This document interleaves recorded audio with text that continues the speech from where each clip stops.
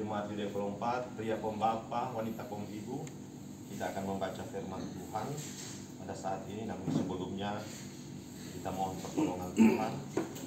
Mari kita berdoa. Tuhan Yesus, Tuhan Bapa kekal di surga, kami bersyukur Tuhan pada saat ini Tuhan memberkati kami semua. Di hari Tuhan kami balik lagi diberikan kesempatan oleh Tuhan untuk boleh membaca dan merenungkan firman. Hamba berdoa kiranya Engkau memberkati kami semua Tuhan. Kuasai hati dan pikiran kami semua, agar kami benar-benar terkonsentrasi di dalam pembacaan dan perenungan firman Tuhan.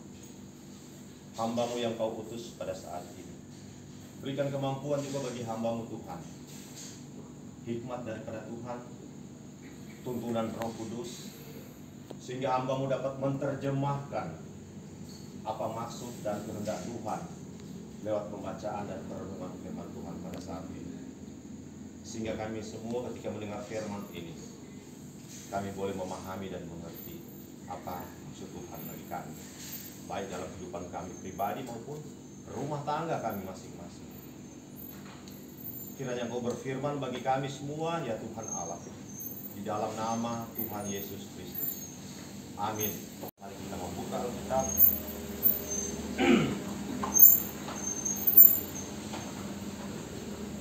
Yesaya pasal 61. Kitab Yesaya pasal 61 sesuai dengan menjabarkan trilogi pembangunan jemaat di minggu yang berjalan ini. Yesaya 61 ayat 1 sampai ayat ke-11. Demikian bunyi firman Tuhan. Kabar selamat kepada Sion. Roh Tuhan Allah ada padaku, oleh karena Tuhan telah mengurapi aku.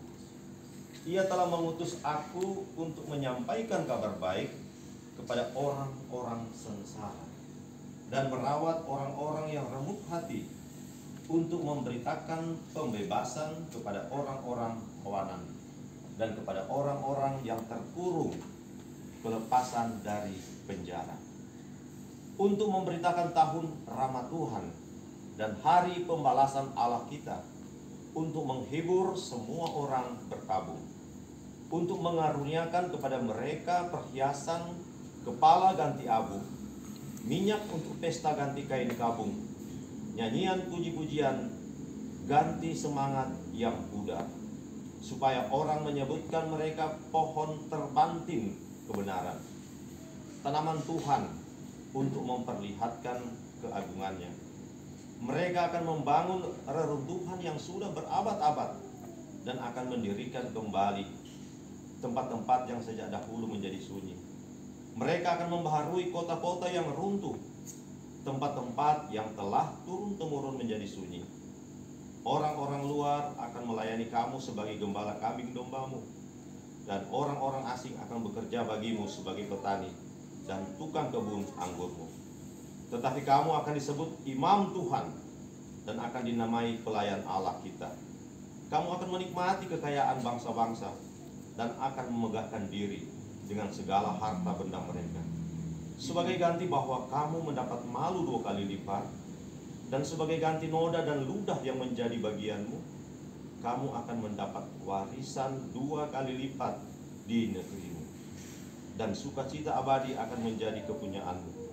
Sebab aku Tuhan mencintai hukum dan membenci perampasan dan kecurangan.